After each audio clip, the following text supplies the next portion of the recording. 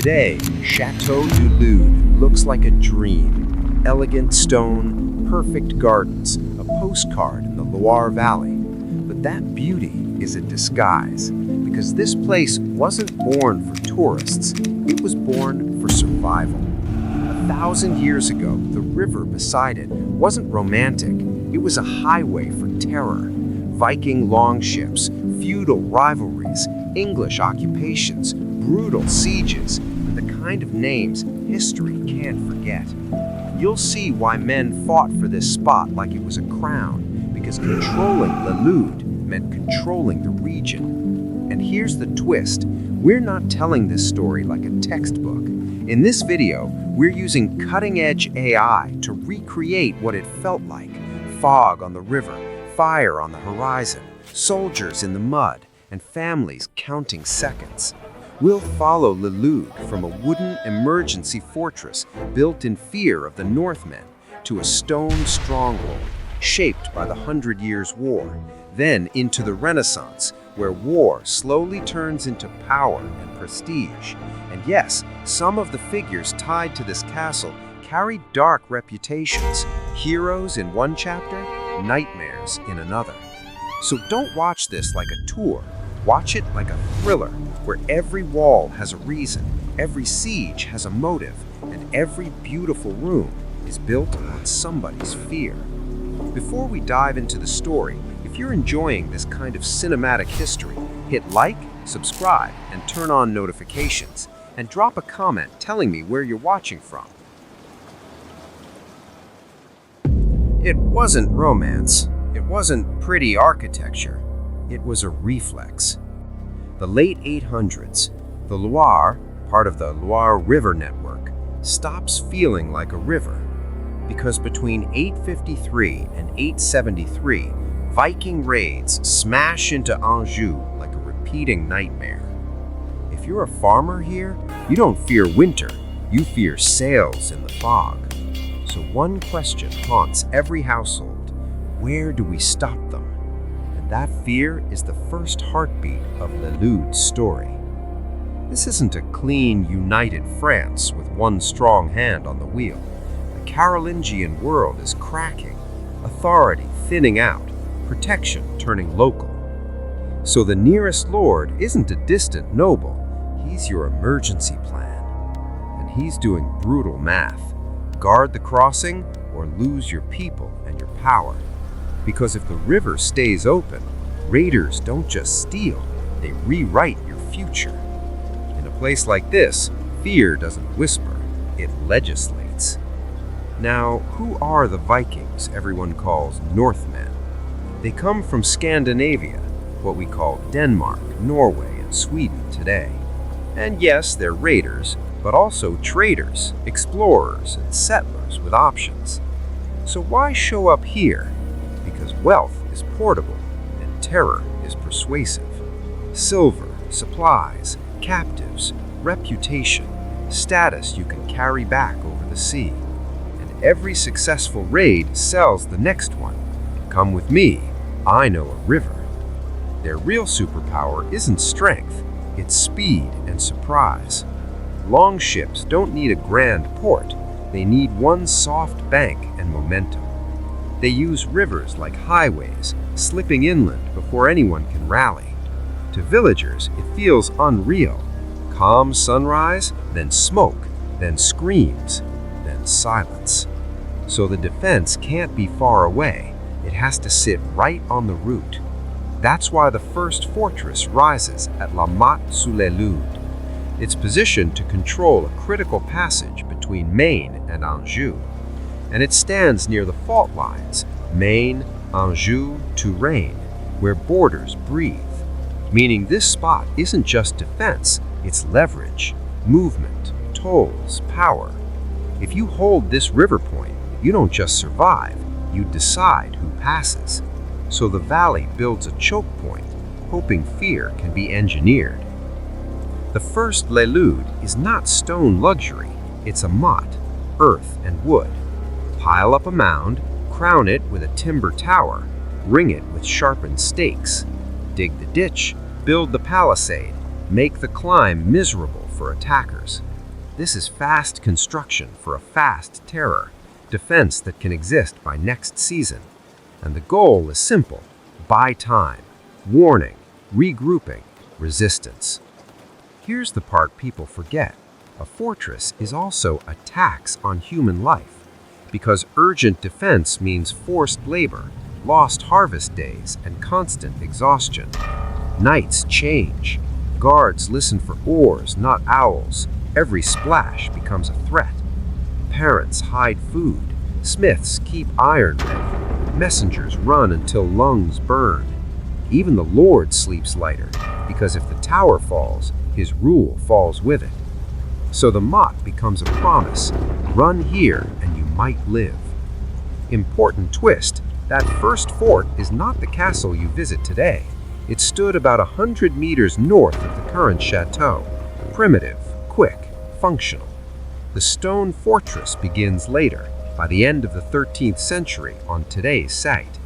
Different era, different threats, but the same obsession: control the river and the border. So think of the motte as the grandfather of the chateau. Fear gave birth first, and stone came later, when war stopped being raids and became siege politics. And once you build a strategic point, guess what happens? Everyone wants it. By 827, the place is already worth a full siege: Alain de Brittany versus Fulk Nera. Why? Because Fulk's reputation isn't just strong, it's cruel enough to spark revenge. This is medieval power in its raw form: alliances, hostages, punishments, public humiliation. You can almost hear the gossip in the halls. He crossed the wrong man. And the castle, still young, learns its second lesson: defense attracts conflict. So remember this: the birth of Le Lude is not a fairy tale. It's a community staring at a river and realizing nature can deliver enemies. The motte is built because the Vikings made home feel temporary. And once you build a fortress, you've made a promise: to protect, to control, to endure. But here's the hook: what happens when the threat changes and the wars get bigger? Because next, Le Lude stops fighting raids and starts fighting history. This castle didn't stay a Viking answer for long. By 1027, it's already dragged into the ugliest part of medieval power. Because in this world, a fortress isn't just defense, it's leverage, it's humiliation, it's a message carved into the map. And Le Lude sits where messages matter, the frontier zone. So when politics turns personal, this place becomes the stage. Picture the mood of the early 1000s: fragile authority, hungry lords, shifting alliances. Everyone claims rights, but what they really mean is control. Control the river crossings, the roads, the harvest, the tolls, the men. And if you can't control a region with loyalty, you control it with fear. That's why castles multiply across the landscape like scars. And Le Lude, already strategic, can't avoid the drama for long. Enter Fulk Nera, Count of Anjou, a fortress builder with a brutal reputation. The kind of man who doesn't just win, he makes sure you remember you lost. He's powerful, organized, and dangerous to cross. But here's the medieval gossip rule: cruelty creates enemies faster than armies do. And one particular act, an ugly one, sparks a response, because he mistreats a man other leaders care about. That man is Herbert Evelchien, Count of Maine, ally of Brittany. The nickname alone tells you how people talked about him behind his back. But titles are titles, and alliances are sacred when survival depends on them. So when Herbert is abused, it isn't private business, it's an insult to every lord who ever shook his hand, took his oath, or shared his risk. And one ally decides this can't slide. Alain III, Duke of Brittany, moves fast. Not because he's emotional, but because he's strategic. Punishing Fulks isn't only revenge, it's a warning shot to Anjou. It says, you don't treat our allies like dogs and expect silence. It also tests the balance of power in Western France, who's allowed to dominate whom. And to deliver that message, he goes straight for a place that matters, Le Lude. The chronicles call it Castellum Lustii, the Castle of Lude, not the elegant stone chateau you imagine today, but a hard point on the frontier, a place that exists because danger keeps coming from somewhere. First the river terror, then the neighbor terror. And in 1027, the terror isn't a longship, it's a duke with an army, making the local stronghold pay for a count's cruelty. Now the pressure hits the people inside. Garrisons don't fight on pride alone, they fight on supplies, reinforcements, and numbers. And this is where Le Lude reveals its early weakness: isolation. Not enough troops, not enough depth, not enough time. The defenders can look brave from the walls, but they know the math, and it's ugly. Folks Nera doesn't get a heroic last stand here. He gets a cold, tactical reality check. With the garrison cornered and support insufficient, he's forced into submission. Not because his pride disappears, because the situation is unwinnable. And medieval leaders hate losing battles, but they hate losing control even more, so they cut deals when they must. This is the real twist. Le Lude becomes proof that the castle is more than walls. It's a pawn on a chessboard where Brittany, Maine, and Anjou keep renegotiating power. Alliances shift, loyalties flip, and yesterday's friend becomes tomorrow's problem. So the castle's meaning evolves from shield against raiders to pressure point in feudal politics. And once a place becomes a pressure point, it keeps getting squeezed for centuries. So remember this moment. 1027 is Le Lude's warning label. It tells you the future of this site in one sentence. Whoever controls Le Lude can influence the entire surrounding region. And soon the fortification itself will change because warfare changes. Wood and earth won't be enough forever.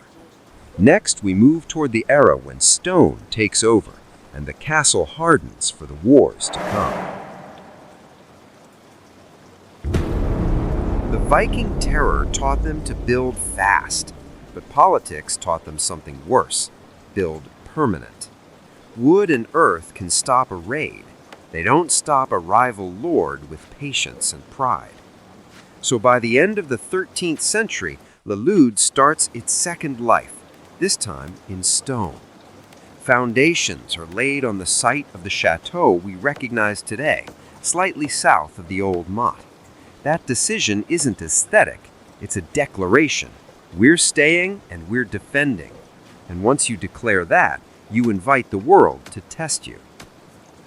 Stone is slow, expensive, and brutally honest about who pays for it. Every block means taxes, labor, and somebody missing a day in the fields. Don't picture a glamorous construction.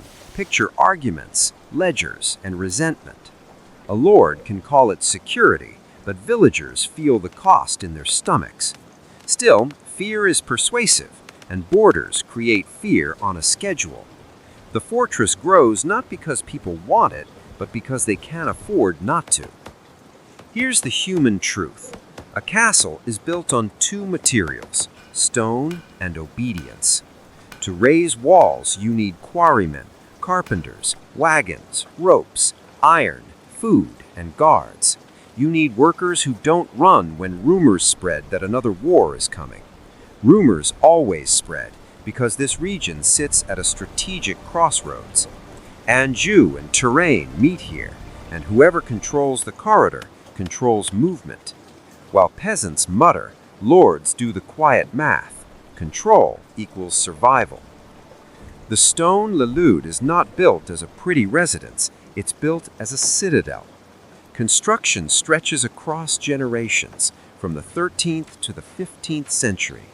Children grow up watching walls rise, towers thicken, passages deepen. What began as timber and earth hardens into stone and discipline. The river stays beside it because the river is the reason the site matters. Built on the banks of the Loire, the fortress stands ready to defend the frontier of Anjou. This is where medieval gossip turns sharp. Castles aren't neutral. The moment stone goes up, neighbors start asking who it's meant to stop.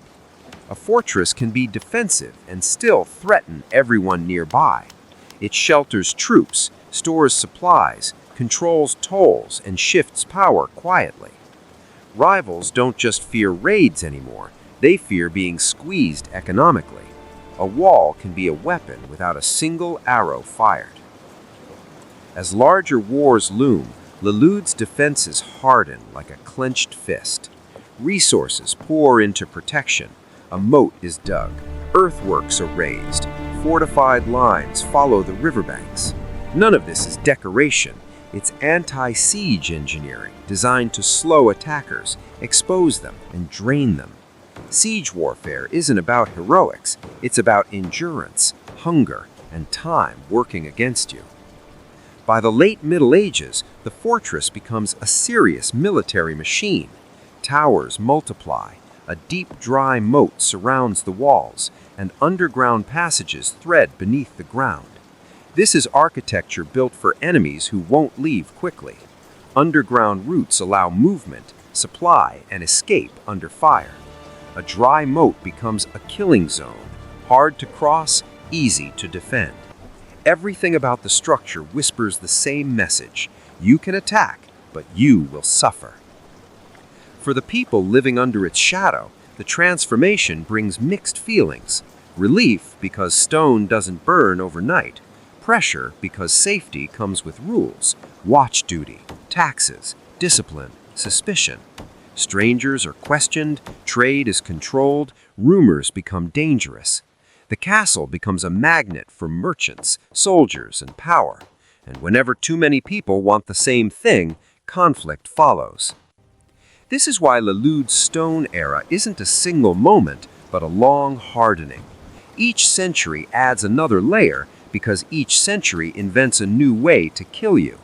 These upgrades aren't abstract, they're preparation. England and France are moving toward a collision that will grind regions like this into dust. Le Lude stands exactly where that collision will hurt. So the question lingers beneath the rising walls. If Le Lude spends 2 centuries turning itself into a fortress, what does it know is coming? The next chapters won't be quick raids or petty feuds. They'll be occupations, sieges, reputations forged in mud, and names that carry shadows. The walls are almost ready, and the enemy won't come for treasure. They'll come to own the corridor and decide who gets to call this land safe. It's 1370, and the Loire Valley doesn't feel like history. It feels like a target. The 100 Years' War is grinding on, and every stronghold has become a pressure point. Around Pontvallain, English columns are moving, testing what breaks and what holds. In this kind of war, conquest doesn't come from speeches, it comes from hunger. And Château du Lude is exactly the kind of place hunger wants to own. Enter Sir Robert Knowles, a commander who trusts speed more than mercy. He's built for raids, strike hard, move fast, leave fear hanging in the air.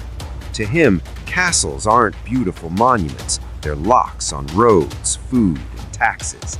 He looks at Le Lude and thinks there's no reason to bleed in open fields when you can seize the node that controls everything.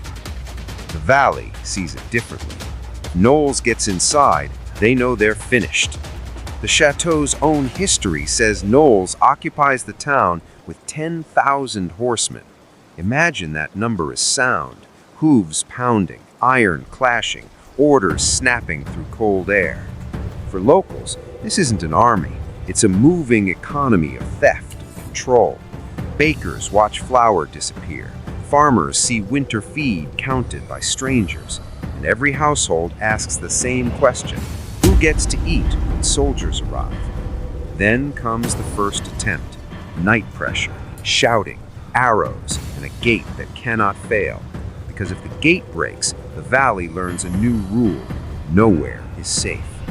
Twice the English try, and twice they are driven back from Le Lude. The name tied to that defense is Captain Guillaume Meron.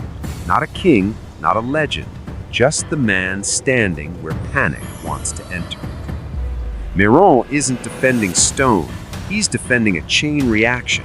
If Le Lude falls, fear races down the river faster than any messenger. Villages stop planting, families start packing, neighbors hide what they can't carry. So he fights with a brutal kind of clarity. Hold the gate or lose the valley's nerve. That's what makes this moment human. Strategy with civilian consequences baked into every decision. Knowles tries again because aggressive leaders hate being told no by a wall. He has numbers, momentum, and the instinct to push until something cracks. But the result is the same. Repelled again, the fortress refuses to fold. It proves one of the hardest truths of this war. Sometimes the smartest move is simply not breaking. A well-held castle can embarrass an army and protect an entire region's ability to breathe.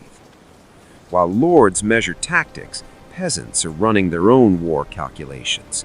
Grain is hidden under floorboards, animals are driven into the woods, children are silenced at dusk. Open fields offer no protection. Fields are where armies take what they want. A castle, though, can hold food, routes, and people inside a hard shell. That's the uncomfortable reality. The castle is worth more than the land around it. Widen the lens and Pontvallain becomes more than a clash. It's a warning label on raids. Knowles' style of war can burn a countryside and still fail when timing turns against it. One pause too long, one overreach, one local defense that holds just enough, and momentum dies. Le Lude becomes more than a target, it becomes a test. In 1370, the answer is clear. The lock holds, and the valley remembers. After the attackers pull back, no one calls it a victory feast, they call it survival. People count what's left like accountants of grief. A burned shed, a stolen horse, a cousin who never came home. Even when the castle stands, war leaves fingerprints everywhere beyond the walls. And the most frightening truth is already understood. The war always comes back wearing a different face. So mark this moment. In 1370, Le Lude faces its first real fire test, and it holds. But holding doesn't mean safety forever. It just means the story continues. The next chapters won't be attempts. They'll be occupations, systems, and years of pressure. The names will grow heavier, the stakes uglier, the choices dirtier. And now the valley is about to learn what conquest really feels like. Jump forward to 1424, and the war feels uglier than ever. Because some defeats don't just lose battles, they break the belief that tomorrow will be normal. The Battle of Verneuil becomes one of those moments for France. Not a rumor, not a scare, an actual collapse with consequences. And when survivors stagger home, they bring fear back with them. Verneuil isn't important only for generals and chronicles. It's important because it tells every town a brutal truth. The English can win hard, and they can win again. For civilians, that's not strategy, that's pricing. Bread, horses, iron, safety, everything gets more expensive overnight. And suddenly, the question becomes, who will be the next target? In the wake of Verneuil, Maine is left vulnerable, and vulnerable regions don't get attacked like in movies. They get systematically tightened, like a rope being pulled one knot at a time. Because once your enemy is weak, you don't gamble on one dramatic strike. You take the crossings, the strong points, the corridors that feed resistance. And Le Lude sits right where a corridor becomes a choke point. That's where the Earl of Warwick steps in, not as a brawler, but as a manager of conquest. He understands the war's real currency, control, not applause. So instead of chasing legendary battles, he locks down the map. Castle by castle, he turns the region into something England can hold.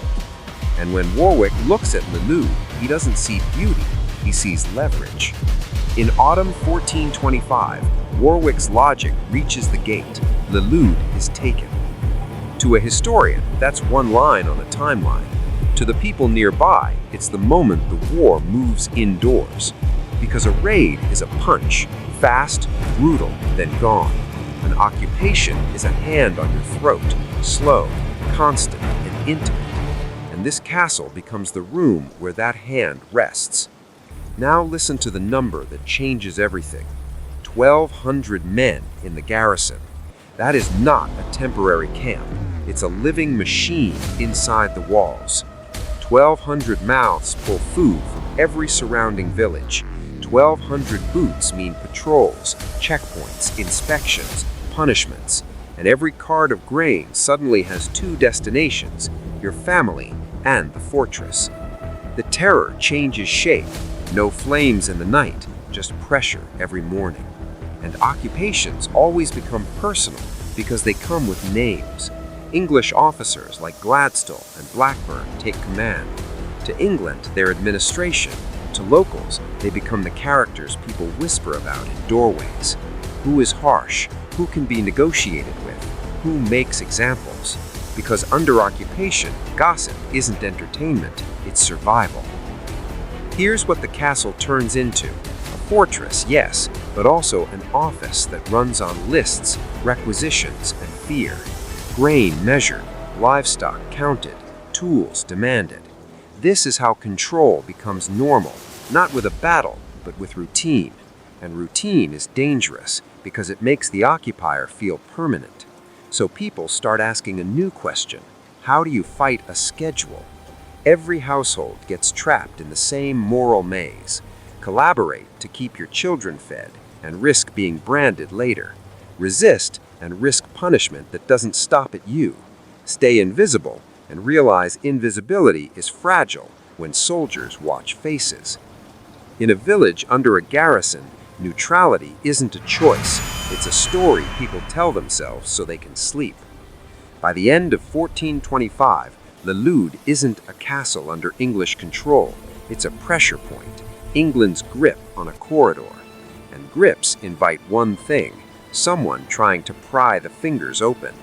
That pushback is coming in 1427 with a siege and French commanders, and among them is a name that hits like a punchline from history. By late 1427, Le Lude isn't just occupied, it's owned day by day. People wake up under English rules, English patrols, English suspicion. A raid would have been terrifying, but brief. Occupation is worse because it's personal. It watches you, counts you, remembers you. So when whispers start, French forces are coming. They spread like electricity. Because hope in wartime is dangerous, but irresistible. The French don't come for Le Lude out of pride. They come because it's a node, a grip on movement, food, and control. If England keeps this corridor, it can squeeze the region whenever it wants. So this is the kind of mission leaders take seriously, not glorious, but decisive. And everyone understands what's at stake, even if they can't say it out loud. If the castle falls back to France, the valley can breathe again. Then the siege begins, slow, heavy, and miserable. Outside, mud that swallows boots, rain that ruins sleep, torches coughing smoke. Inside, rationing, whispers, and the sound of your own hunger at night. A siege isn't one big clash, it's pressure that tightens every hour.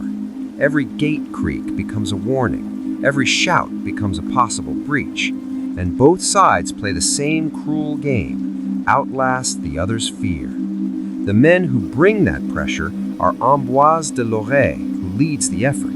He's not here to prove courage, he's here to pry open a strategic lock. The kind of commander who understands that winning isn't about charging, it's about cutting supplies, watching weak points, timing the squeeze. To locals, he isn't a legend yet. He's a rumor with an army behind it, and rumors are the first step toward liberation. Alongside him is Jean de Buell, another hard professional of this war. Men like this don't gamble on hero moments, They build victories like machinery. A siege needs engineers, discipline, coordination, and nerves that don't crack at 3 a.m. Because one mistake, one loose ladder, one mistimed push costs lives for nothing. So the commanders keep the pressure steady, like a hand closing around stone. Not fast, just certain. And then comes the name that makes this story feel like history television. Gilles de Rais is there, fighting on the French side at Le Lude. In this chapter, he's a war noble, chasing victories and reputation. But history will later remember him for something far darker than battlefield courage. Accused and tried in a scandal that made his name infamous for centuries. So yes, one of the men saving the castle will later become a nightmare headline. The chateau's own story adds a strange twist. Gilles is moving toward Joan of Arc. This is the era when France is desperate enough to cling to signs and symbols. Orléans is looming as a turning point. Morale, legitimacy, the future of the war. So imagine camp talk. A girl says God sent her, and the court is listening. Some laugh, some pray, some follow the momentum like it's oxygen. Because in collapse-era France, hope can recruit faster than pay. Now the siege does real physical damage. This isn't just arrows and shouting. The liberation leaves artillery scars on the castle. That's a brutal image. Stone chipped, walls scarred, proof that the war touched everything. And for civilians, artillery isn't technology. It's terror you can't argue with. A single impact can turn a room into dust and screaming. So every hit becomes a countdown. How many blows until the walls give in? After several days, the pressure works. Le Lude is recaptured by the French. And that moment doesn't look like a victory painting. It looks like exhaustion, shaking hands, and people realizing they're still alive. Some cry in private, some stay numb because numbness is the only armor left. Outside, commanders translate the win into strategy. The corridor loosens, movement returns. Inside, ordinary people just want one luxury, a night without fear. But don't mistake recapture for peace. This war doesn't reward relief for long.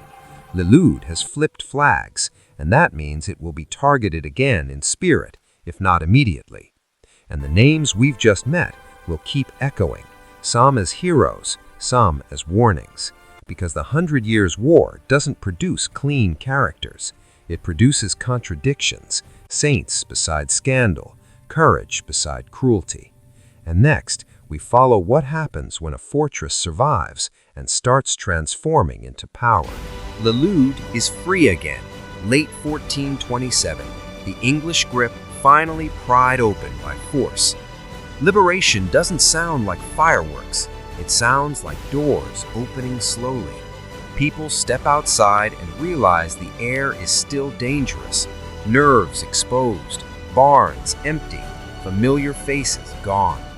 The chateau itself bears proof of the fight. Its stone marked by artillery damage from the Reconquest. Stone remembers impact longer than politics ever will.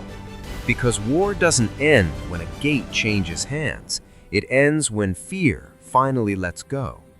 The record is clear.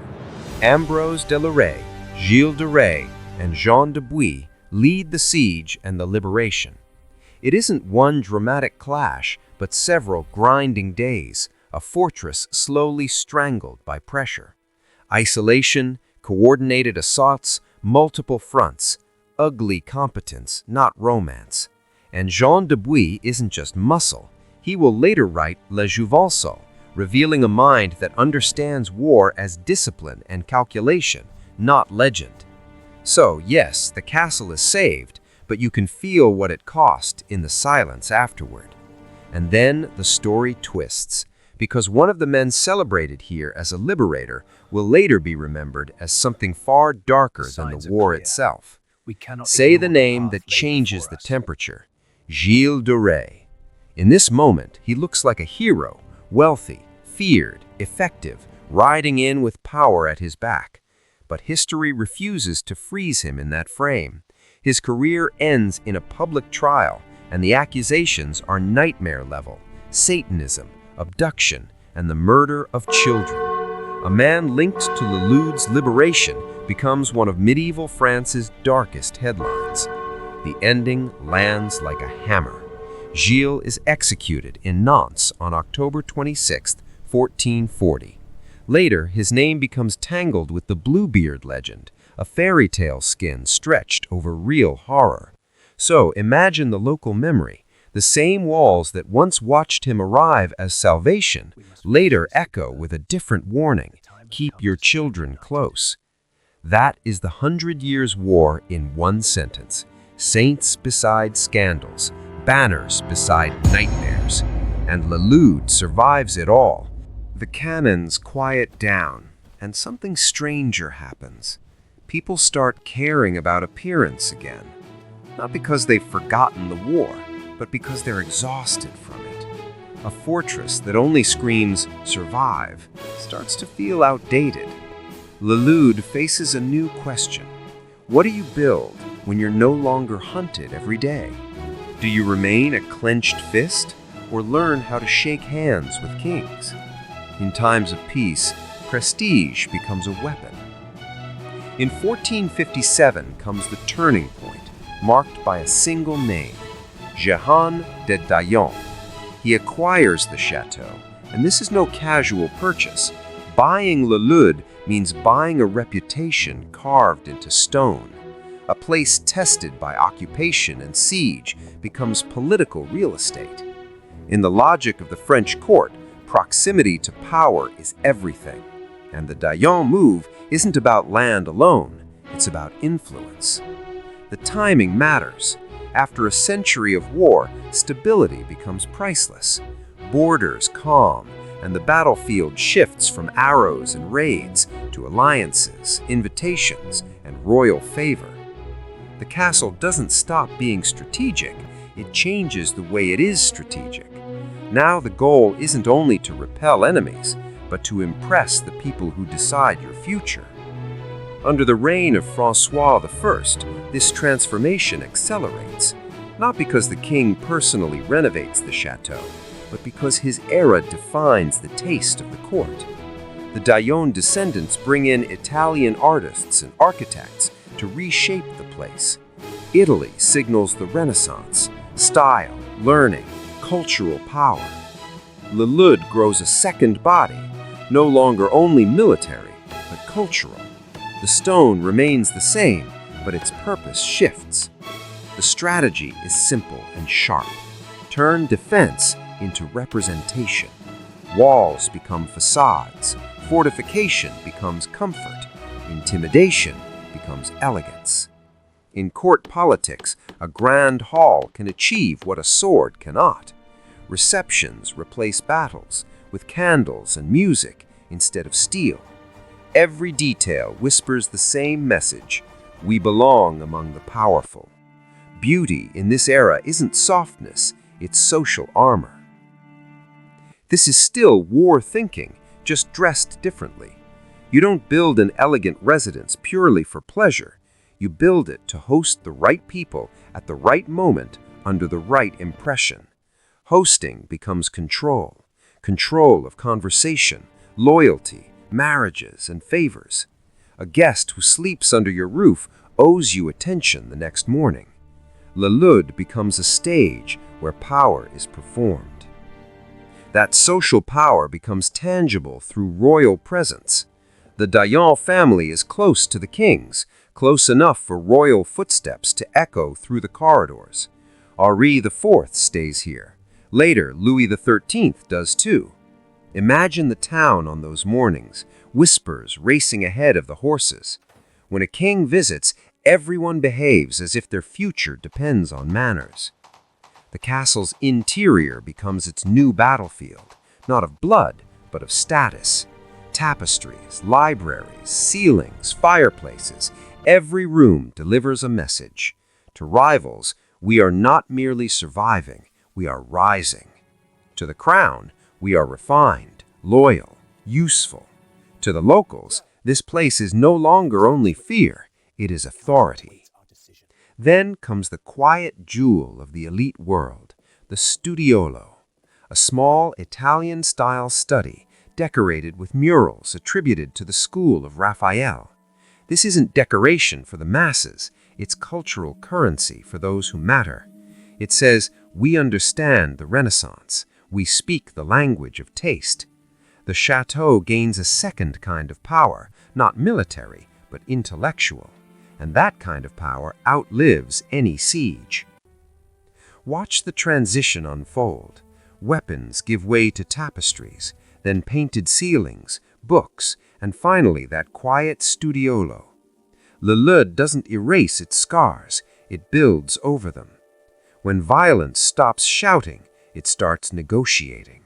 The chateau learns a new rule. Prestige can protect you as much as stone once did. And that leaves one question hanging in the air. If the castle has become a symbol, who will try to claim it next? And that's the final note left hanging in the air. Le Lude isn't a castle that merely lived through history.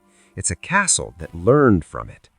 Each wall is an answer, and every century asked a different question. Before you go, if you enjoyed this journey, hit like, subscribe, and tell me in the comments what moment shocked you the most. And if you want more stories like this, drop a suggestion for the next video.